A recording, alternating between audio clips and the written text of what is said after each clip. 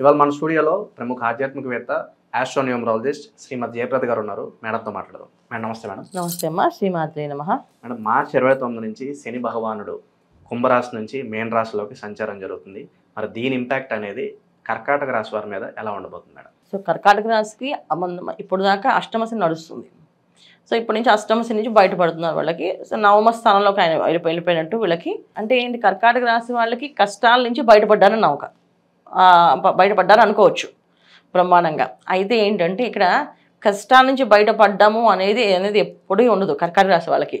ఏదో ఒకటి, ఎందుకంటే అక్కడ ఆ రాశాధిపతి ఎవరు, చంద్రుడు, మనకారకుడు. అంటే మనసుకి ఏదో ఒక బాధ కలుగుతూనే ఉంటుంది వీళ్ళకి. బయటపడ్డట్టు అనిపిస్తుంది కానీ పడలేదు కూడా పరిస్థితి. ఎందుకంటే వీళ్ళ సమస్య పోయితే పక్కింటి వాళ్ళ సమస్య వీళ్ళు ఎత్తుమే పెట్టుకుంటారు తెచ్చుకొని, మా సమస్య కింద ఫీల్ అవుతారు. అంత అటాచ్మెంట్తో ఉన్న వాళ్ళు వీళ్ళు కర్కాటక రాశి వాళ్ళు. అంటే ఏంటంటే మనుషులతో బాగా అటాచ్ అవుతుంటారు, లేకపోతే డిటాచ్గా ఉంటారు. అంటే కొంతమంది ఏమంటే మనుషులతో బాగా కలిసిపోయి వాళ్ళ కష్టం వచ్చినా వీళ్ళ కష్టం కింద భావిస్తారు.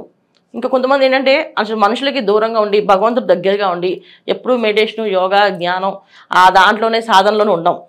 ఇంకా కొంతమంది ఏంటంటే ఎవరితోటి ఎక్కువగా మాట్లాడకుండా ఒక జోన్ గీసుకొని తనకి నచ్చిన వాళ్ళతోనే మాట్లాడేట్టుగా, ఇలా డిఫరెంట్ కల్చర్తో పీపుల్ ఉన్న వాళ్ళు ఎవరైనా ఉన్నారంటే అది కర్కాటక రాశి వాళ్ళు. చాలా ఉంటారు. సో అందుకంటే అది చంద్రుడు ఒక రాశి కనుక ఖచ్చితంగా వాటర్ లాంటి మనస్తత్వం అనమాట. సో నీళ్లు మనం గ్లాసులో పోస్తే గ్లాస్ రూపంలో, ప్లేట్లో పోస్తే ప్లేట్ రూపంలో, గిన్నెలో పోస్తే గిన్నె రూపంలో మారుతారు కనుక ఇలా డిఫరెంట్ కైండ్ ఆఫ్ పీపుల్ ఉండేవాళ్ళే కర్కాటక రాశి వాళ్ళు. సో వీళ్ళకి ఏంటంటే ఏళ్ళనాటి శని ప్రభావం ఉన్నా, అష్టమ శని ప్రాబ్లం ఉన్నా, తర్వాత అర్ధాష్టమ శని ప్రాబ్లం ఉన్నా ఒకటే వీళ్ళకి. ఏంటంటే కష్టం ఎప్పుడు కూడా వీళ్ళు పడుతుంటారు, లేదా పక్క వాళ్ళు కష్టపడుతారు, దానికి బాధపడుతుంటారు. సో అలాంటి జోన్ అనమాట.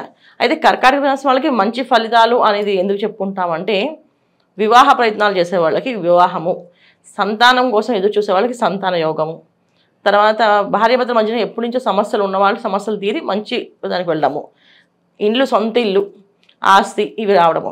చాలామంది భార్యాభర్తల మధ్యన కాస్తంత అనారోగ్య సమస్యతో భర్తకు బాగుపడము, భార్యకు బాగుపడడం ఉంటుంది ఈ అష్టమ శని ప్రభావం వల్ల. ఈ అష్టమ శని ప్రభావం వల్ల ఈ ఆరోగ్య సమస్యలు అనేది వాళ్ళు రోజుకి ఎదుర్కొంటూ ఉంటారు. ఎప్పుడు బాగుపడతాం అని.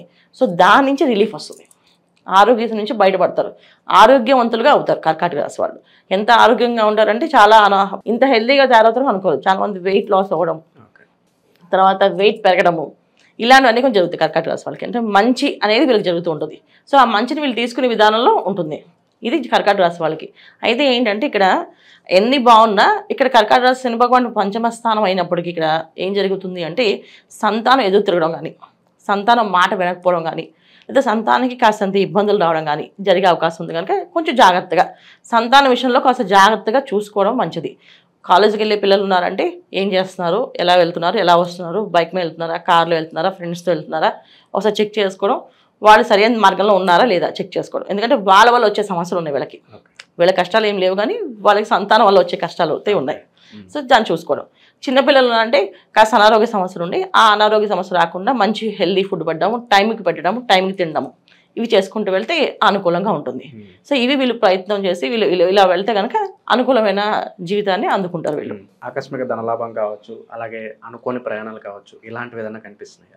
ఎప్పుడైతే వీళ్ళకి అష్టమశి నుంచి బయటపడ్డారో అది పెద్ద రిలీఫ్ అన్నిటికంటే. సో ఎప్పుడు బంధువులందరూ దూరంగా ఉన్న వాళ్ళందరూ బంధువులు మళ్ళీ కలవడము ఏంటి, వాళ్ళు అసలు ఎవరు శత్రువులు ఎవరు బంధువులు అని తెలియడము, ఇవన్నీ బయటపడతాయి. ఇప్పుడు దాకా ఏంటంటే అందరూ వీళ్ళతో పాటు ఉంటారు కానీ ఎవరు మంచి వాళ్ళు ఎవరు చెడు వాళ్ళు తెలియదు వీళ్ళకి. వీళ్ళు మంచిగా ఆలోచిస్తారా, వీళ్ళు చెడుగా ఆలోచిస్తారా తెలియదు.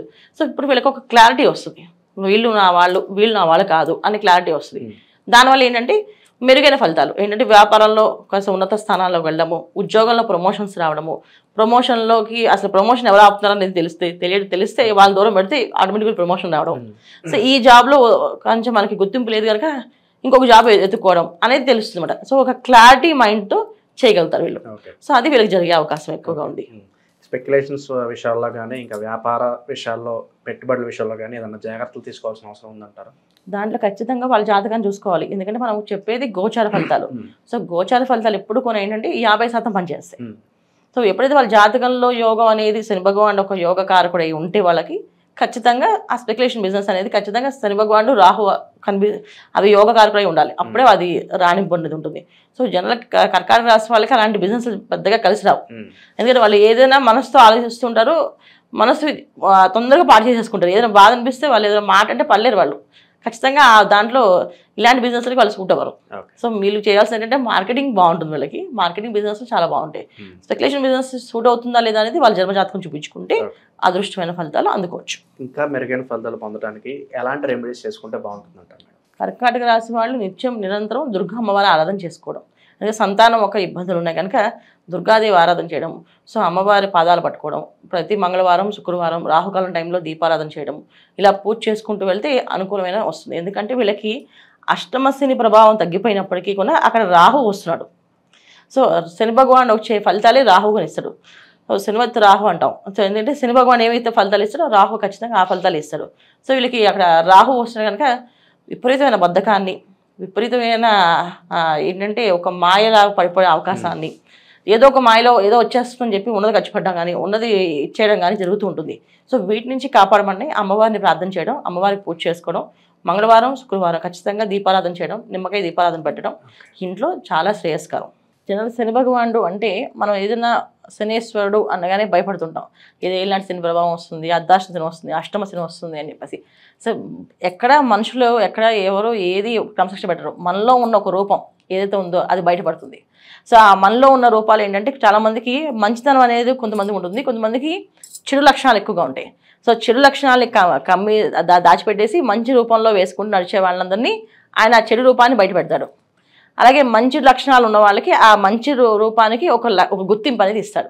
అది శని భగవానుడు చేసే మెయిన్ క్రమశిక్షణ. కర్మకారకుడు అంటే కర్మని మన కర్మ అనేది ఏంటి అంటే మన గత జన్మలో చేసుకున్న కర్మని ఎలా చేసుకున్నామో ఈ జన్మ తీసుకుంటాం. ఈ జన్మలో మనం చేయాల్సిన పనులు ఏవైతే ఉన్నాయో అది ఆయన చేపిస్తాడు ఖచ్చితంగా. ఒకరు కష్టపడుతున్నారు, బాగా కష్టపడుతున్నారు, బాగా ఇబ్బంది పడుతున్నారు, అధిక కష్టం ఎక్కువగా ఉంది అంటే వాళ్ళు అలా పడి తర్వాత అదృష్టాన్ని అందుకోవాలన్నమాట. అందుకని ఆ కష్టం పడేలాగా చేస్తాడు ఆయన. అందుకే కష్టపెట్టాడు అని అనుకోకూడదు. ఆ కష్టం ఒక విలువ తెలిస్తేనే మనకు ఆ సుఖం విలువ తెలుస్తుంది. సో ఒకసారి కష్టపడ్డాము అంటే ఈ కష్టానికి సుఖం అనేది వస్తుంది అని అర్థం.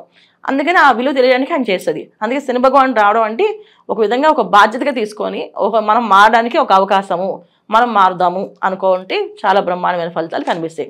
శని భగవానుడు ఎప్పుడు కూడా ఎవరికైనా సరే వాళ్ళకి కావాల్సిన జాతకంలో వాళ్ళకు ఉండే యోగాన్ని ఇవ్వడం తప్ప ఆయన కొత్తగా ఏమి పక్క నుంచి చేర్చి ఏమి ఇవ్వడు. వాళ్ళ యోగంలో ఏదైతే ఉందో అది పూర్తిగా పరిపూర్ణంగా అనుభవించేలా చేస్తాడు. మన జాతకంలో మనం కష్టపడే అవకాశం ఉంది, రాసి ఉంది అంటే కష్టపడతాం. లేదు మన జాతకంలో అదృష్ట యోగం ఉంది అంటే ఖచ్చితంగా అదృష్ట యోగాన్ని అందుకుంటాం. ఈ అదృష్ట యోగానికి ఈ తర్వాత ఈ కష్టపడడానికి కారకుడు ఎవరంటే శని భగవానుడు కర్మకారకుడు. సో అందుకే ఆయన మకర రాశికి కుంభరాశికి అధిపతి అంటే కర్మస్థానం, లాభస్థానం. సో జనరల్గా మనం చూసుకుంటే 10వ స్థానం 11వ స్థానం అవుతుంది. 10వ స్థానం అంటే కష్టపడడం ఎలాగో, 11వ స్థానం అంటే లాభపడడం ఎలాగో. అంటే 10వ స్థానంలో కష్టపడడం నేర్పిస్తే తర్వాత సుఖపడి చూపిస్తాడు ఆయన.